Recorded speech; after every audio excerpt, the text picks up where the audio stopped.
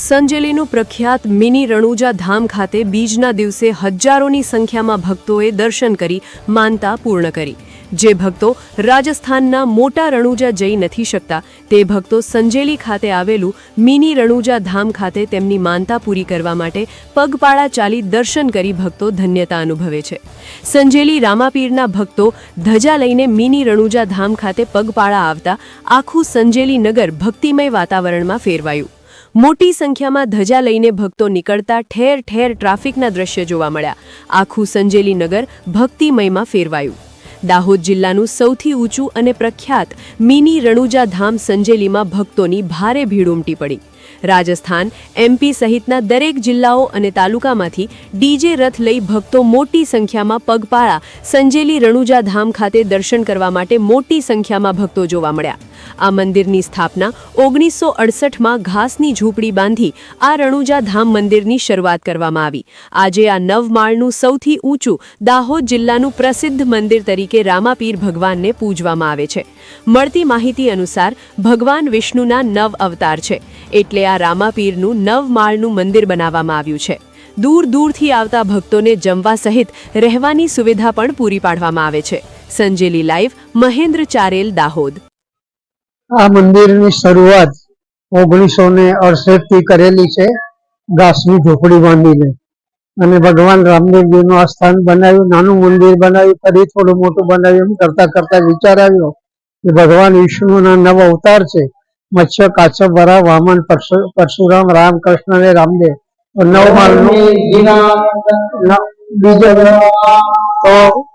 9 માળનું મંદિર બનાવવાનો વિચાર આવ્યો। અને સાથે સાથે આ જગતમાં તુલસી ક્યાંથી આવી, 33 કોટી દેવતા કેવી રીતે આવ્યા, વાસ્તુ પૂજન ક્યાંથી આવ્યું, હોળી, દિવાળી તહેવાર અને 12 જ્યોતિર્લિંગ વગેરે એક પ્રમાણ સાથે મૂર્તિઓ મૂકવામાં આવેલી છે, જેથી સામાન્ય વ્યક્તિ સમજી શકે। અને આ મંદિરનો એક જ ઉદ્દેશ છે કે ભગવાન કશ્યપ છે, કશ્યપની 13 પત્નીઓનો આપણે જગતમાં સર્વ સમાજ, બધા જ સમાજ છે, એક જ પિતાના સંતાન છે, એટલે સૌ હળી મળીને રહે અને આધ્યાત્મિક તરફ લોકો આવે એટલા માટે અમે મંદિર બનાવ્યું છે। શિક્ષણ મેળવે એટલા માટે ગુરુકુળ છે, અને આરોગ્ય અમારું ધામ છે, જેમાં લકવાવાથી ગંભીર પ્રકારના રોગના દર્દીઓ આવે છે। અને ધીરે ધીરે અમે જે દેશી વનસ્પતિ છે એટલે કે ઔષધિ, એનું પણ એક શિક્ષણ આપીએ છીએ, અને સાથે ધીરે ધીરે થોડા ગૃહ ઉદ્યોગ પણ શરૂ કરવાની અમારી ગણતરી છે, જેથી સ્વદેશી અભિયાન આપણે તરફ જઈ શકીએ। નાની સરખી ગૌશાળા પણ છે, જેમાં ગૌ સેવા પણ આપણે કરી શકીએ। આ મંદિરની સાથે રૂગ્ણાલય, ગૌશાળા, ગુરુકુળ અને અન્ય સમાજ સેવાના કામો ચાલે છે।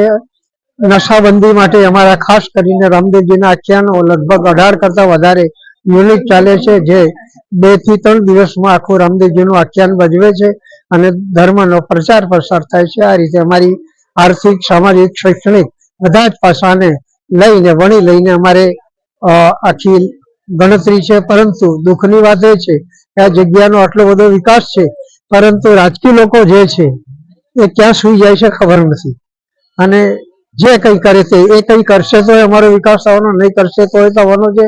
એક હોસ્પિટલની પણ અમારી ગણતરી છે। 1લી તારીખથી અમે કાયમી અન્ન ક્ષેત્ર શરૂ કર્યું છે, 11 થી 2 અને 7 થી 9, અને યાત્રીઓ સતત આવે છે, દિવસે આવે છે, રાત્રે આવે, કોઈ 2 વાગ્યે આવે, કોઈ 3 વાગ્યે। કયા વિસ્તારમાંથી એ તો હું કહી શકતો નથી, એટલા માટે કે એમપી માંથી આવે છે, ગુજરાતમાંથી આવે છે, રાજસ્થાનમાંથી આવે છે, કોઈ જિલ્લો એવો બાકી નથી કે જે યાત્રાળુ ના આવતા હોય, એટલે લગભગ બધા વિસ્તારમાંથી આવે છે। અને સૌથી હર્ષની વાત એ છે કે આ જગ્યાએ આવનાર છે એમાં 98% માત્ર યુવા પેઢી આવે છે, અને યુવા પેઢી ધર્મ તરફ આટલી બધી આકર્ષાય છે। આ જગ્યા છે એ ભગવાન રામદેવજીની એક જીવતી જાગતી અને જે મનની મનોકામના લઈને આવે પૂર્ણ થાય છે, એવા અનેક દાખલા છે। તો ભગવાન સૌનું કલ્યાણ કરે। બોલી અજમલ ઘરી અવતાર